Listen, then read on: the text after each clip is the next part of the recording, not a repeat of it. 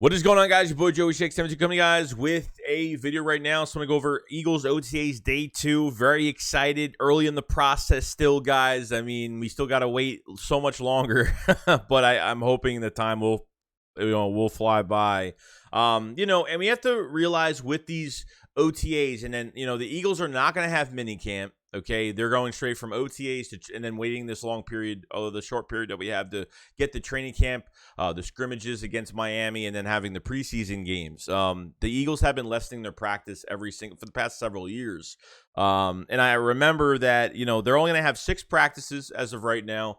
And then, they go straight to training camp later on. No mini camp or nothing like that. So, it's because of injury. They don't, Eagles are one of few teams that are doing this, and I don't blame them because when you have way too much, it's not like it used to be when you had a lot of training camp, a lot of OTAs, mini camp, then training camp. So it gets to the point where, these players are not going 100% right now. And I need to tell you guys that it's not going to get crazy until we hit training camp with the competition and stuff. This is just getting acclimated to what they're doing. The Eagles, just the Eagles and what they're doing and getting acclimated to the playbook. And this just is a learning stage for everybody. That's why a lot of veterans don't show up to these times, because for them, it doesn't do much of anything except maybe mentoring the other guys, the younger guys, maybe, and that's really it.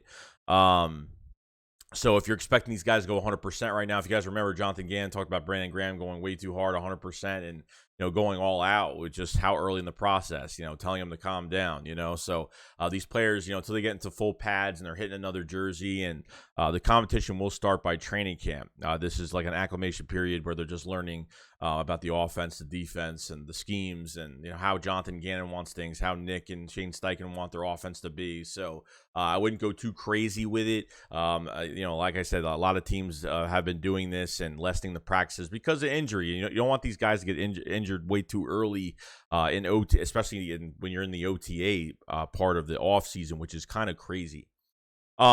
Next, I kind of want to talk about a trade that I think would work out very well. I didn't check out the contract yet, but I'd have to check it out. But, trading for Robert Quinn would probably be a really good move for the Eagles. I mean, Robert Quinn had a good year last year at 31 years old. He was 17 and a half sacks. He's been drafted in 2011 by the Rams and been to the Miami, the Cowboys, and now the Chicago Bears the past couple seasons.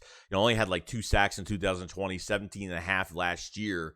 This could be a player that would be a really good rotational guy. I understand we're going to say, well, God forbid, Brandon Graham goes down, he's coming off an Achilles injury at an old age right now. Josh Sweat, a rotational guy, Hassan Reddick, was acquired and, had 23 and a half sacks the past couple seasons, and hopefully has a 10 plus sack year this year, moving from Sam linebacker to moving to edge rusher. Why not add another veteran guy? And I think Barnett was probably the worst signing of the whole entire offseason, but it is what it is. To see what he could do, I figured maybe they go after Jadeveon Clowney or maybe take a shot, but he was like $11 million for the year, so he was way too much money. The Eagles didn't want to spend that, so could they add another body with Robert Quinn being a rotational guy? And I'd be totally fine with that. And God forbid someone gets injured, Robert Quinn could get if Robert Quinn wants more snaps, then great, they give him more snaps in the rotation. If there's not much of a rotation if someone gets injured, so I'd be totally fine with it. The Bears have been rebuilding their team since after the 2018 season, so I don't know how Robert Quinn is going to be, going into this year. But I'd say make a trade. Why not? I mean, I don't know how much he's going to cost, but I feel like why not just get him on the team, have him in the rotation, and he will be productive for your team. And like I said, there's nothing wrong with adding an old veteran, to a 1-year deal or something like that for Robert Quinn to prove himself for another contract for the 2023 season. So I'm all ears. I'm all up for it if they want to do that. I feel like they should add another edge rusher. And if they don't, I'm not going to cry about it. I'm good with what we have. I just say, why not add more to it?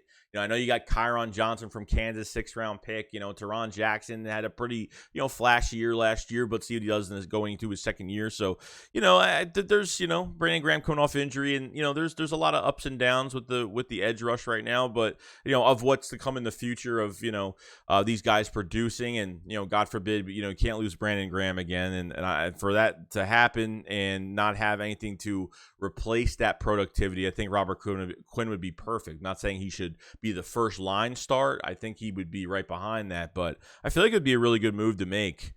You guys let me know in the comment section below. You guys think about Robert Quinn going to the Philadelphia Eagles? You know, what would it cost in a trade? And, you know, it would be a good player to acquire right now. And obviously the practices of OTAs and lessening the practices, 6 practices, and doing all that and not going 100% because it's way too early for these guys to get hurt. And you know, just let these guys get acclimated to, you know, the camaraderie. They're there for the camaraderie, and obviously, you know, learning about the schemes from Jonathan Gannon and obviously the offense from Caden Steichen and Nick Sirianni, how they want things. So other than that, it's pretty much it, guys. I'll see you guys on the next one. Shake Squad up, follow. Peace out, guys. Peace.